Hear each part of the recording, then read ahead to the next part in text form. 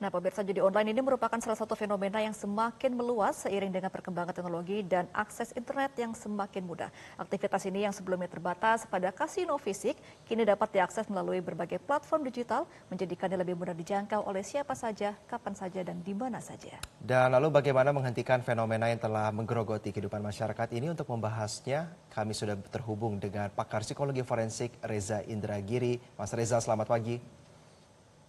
Selamat pagi. Ya, terima kasih sudah bergabung bersama kami. Mas Reza, berbicara mengenai motif ya, berkaca dari kasus adanya oknum internal di Komdiji begitu.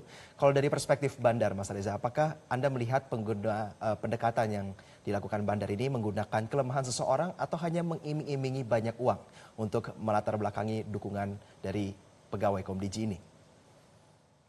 Yang memahami bahwa situasi atau fenomena judol ini sudah sedemikian kritis, sudah sedemikian membahayakan, saya sepakat betul bahwa persoalan ini harus dilihat sebagai persoalan hitam atau putih, baik atau buruk, jahat atau tidak, sehingga pidana dikedepankan. Tidak ada kompromi tentang hal itu.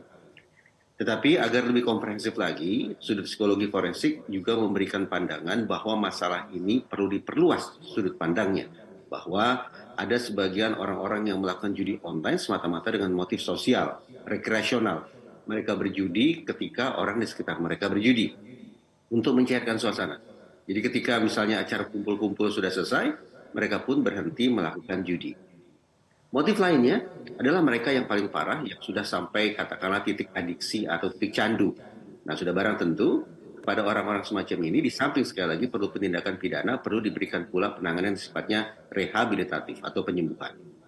Nah, ada pula sebagian pejudi yang tidak lain tidak bukan memang mengisi periuk nasi mereka, menjadikan judi sebagai profesi mereka.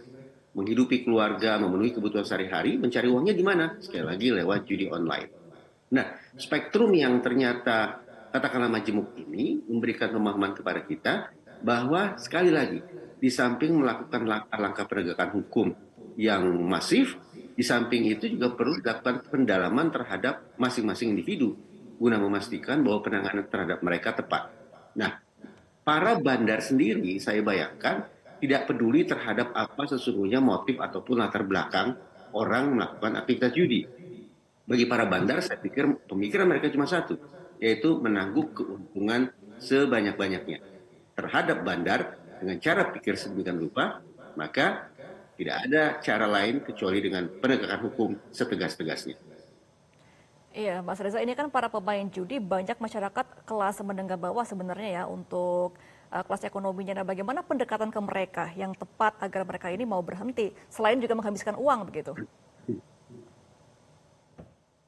Kalau kita bersepakat bahwa masyarakat kelas bawah melakukan aktivitas judi untuk mendapatkan uang dikarenakan kehidupan negara yang morat-marit, maka jawabannya adalah memang perbaikan kehidupan bangsa. Dalam pengertian bagaimana situasi ekonomi bisa lebih baik, upaya-upaya mensejahterakan masyarakat juga lebih menjamin. Hal-hal semacam itu yang sudah menjadi perbincangan sejak lama. Pada sisi lain, tadi saya katakan, saya meyakini bahwa penegakan hukum semestinya tidak mengenal kompromi terhadap kelas sosial ekonomi. Nah, agar penanganan hukumnya juga bisa berdampak nyata, termasuk katakanlah terhadap masyarakat bawah, maka penegakan hukum memang harus bisa memunculkan efek tangkal sekaligus efek jerak. Syaratnya ada dua. Bagaimana penegakan hukum itu bisa dilakukan secara cepat dan juga secara ajak alias konsisten.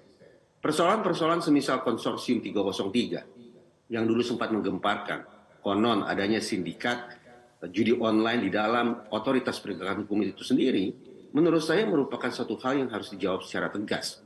Melakukan bersih-bersih lintas lembaga, lintas kementerian, silakan saja, itu bagus adanya. Tapi bersih-bersih internal dilakukan oleh otoritas penegakan hukum terhadap dirinya sendiri, menurut saya semestinya juga bisa menjadi agenda yang diprioritaskan. Oke, baik. Mas Reza, mengingat mengenai penegakan hukum ya, para influencer ini kan juga dikatakan jika mempromosikan judi online ini kan dapat dijerat secara hukum begitu. Tapi bagaimana Anda melihat pengaruh daripada baik itu influencer maupun promosi judi online, baik itu di media sosial dan lain sebagainya, ini masih berpengaruh terhadap peningkatan para pemain judi online, Mas Reza? Promosi yang paling murah meriah, sekaligus paling efektif, memang lewat media sosial. Saya katakan efektif terutama sekali karena amat sangat banyak orang kita yang hidup di dua alam. Satu di alam nyata dan satu lagi hidup di alam maya. Sangat mungkin bahwa kegiatan, kesibukan, kehidupan di alam maya jauh lebih hiruk-pikuk, jauh lebih intens ketimbang kehidupan di alam nyata.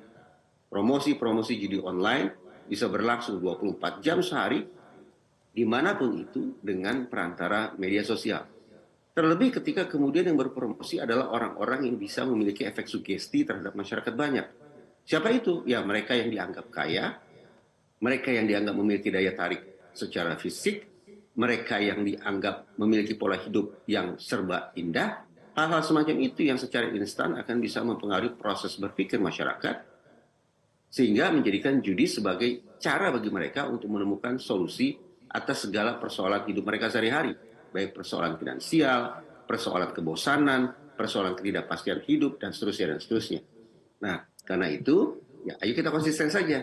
Karena efek jera dan efek tangkal hanya bisa terrealisasi lewat proses penegakan hukum yang cepat dan ajak atau konsisten, maka tidak ada kompromi pula terhadap para influencer atau siapapun itu, terhadap oknum penegakan hukum manapun itu, untuk kemudian juga dilibas dengan penegakan hukum. Oke, Mas Reza, ini kan kalau sudah adiksi tidak sedikit banyak yang menjadi kekerasan begitu ya ketika para pemain judi online ini. Nah, bagaimana orang sekitarnya ini untuk menghentikan jika kita mengetahui ada kerabat atau orang terdekat lah yang memainkan judi online ini? Mungkin orang akan berkelit dengan mengatakan, kalaupun sakit itu urusan pribadi. Nah, untuk membuka ruang, dengan kata lain untuk memastikan tidak ada orang yang kemudian bisa berdalih bahwa ini masalah pribadi, maka memang pendekatan pidana yang harus diajukan. Bahwa di dalam KUHP misalnya siapapun yang tahu ada peristiwa pidana, ada pelaku pidana, tapi kemudian tidak melapor, tidak mengambil langkah-langkah yang diperlukan, maka justru pihak tersebut bisa dipidana. Nah, dengan cara pikir semacam ini, maka siapapun semestinya bisa memiliki daya paksa untuk katakanlah memberikan pertolongan kepada orang-orang di sekitarnya guna mendapatkan bantuan sekiranya mereka sudah termasuk dalam kategori adiksi judi online. Nah, kita masih ingat bahwa ada sekian banyak wabah yang bisa ditangani secara baik ketika otoritas terkait turun ke bawah, turun ke lapangan dengan kampanye masif, aksi sambang dari satu tempat ke tempat lain, memberikan berbagai macam bentuk vaksin. Saya pikir pendekatan-pendekatan serupa bisa dilakukan. Sekiranya kita juga beranggapan bahwa masalah judi online itu sudah menjadi sebuah wabah yang mengganggu kesehatan masyarakat. Tawarkan kepada publik berbagai macam bentuk program rehabilitasi yang bisa mereka ambil sekiranya mereka sudah mengalami masalah ini. Namun apabila ada masyarakat yang membandel, apapun sudah mengalami adiksi, tapi tidak kunjung berhenti, bahkan terus-menerus ikut-ikutan pula menjual atau berpromosi ke sana kemari, ya maka sudah. Di samping pendekatan rehabilitasi, justru jangan-jangan yang harus diprioritaskan adalah pidananya terlebih dahulu. Baik, Mas Reza, terakhir apakah dari perspektif ya ahli psikologi forensik masih mempercayai bahwa hukuman pidana ini mampu memberi efek jera bagi para pemain judi online maupun dari sisi bandar? Penegakan hukum yang ideal tidak hanya bergerak pada titik atau dimensi represif, tapi juga ada promotif, preventif, represif, dan rehabilitatif. Plus satu lagi reintegratif. Kalau seluruh dimensi itu dikelola secara simultan, secara komprehensif, maka hitung-hitungan di atas kertas pantas bagi kita untuk berharap bahwa masalah judi online akan bisa ditekan. Berharap bahwa masalah ini bisa ditiadakan hingga 0%, saya pikir utopia. Namun sekali lagi, dengan penanganan yang komprehensif pada seluruh dimensi yang tadi saya sebut, apakah itu dimensi penegakan hukumnya kah? Apakah itu dimensi kesehatannya kah? Kalau semua dikelola dengan baik, mudah-mudahan situasi akan menjadi lebih baik pula. Oke, baik. Kita akan harapkan bagaimana penegakan hukum ke depannya dan semoga masyarakat semakin sadar diri ya untuk tidak memainkan judi online. Terima kasih Mas Reza Indragiri sudah berbagi pandangan bersama kami di pagi ini. Selamat kembali beraktivitas Mas Reza. Jelajahi cara baru mendapatkan informasi. Download Metro TV Extend sekarang.